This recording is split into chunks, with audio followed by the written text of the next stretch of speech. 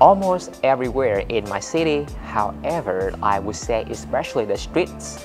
For one, people really like spending time eating and hanging out on the streets. Secondly, since the old streets are narrow, they tend to become overcrowded with vehicles. Moreover, markets and shopping malls are quite hectic, as people in my country enjoy street shopping.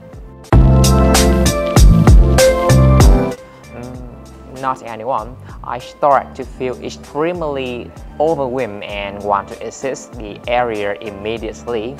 Moreover, it's unpleasant to be pushed and shoved in overcrowded places. Furthermore, it's even worse in the summer when people are sweating and have body odor.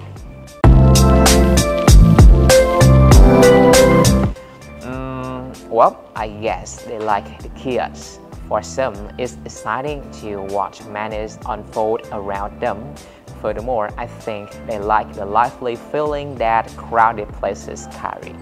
Perhaps it's interesting to those who come from small towns and villages.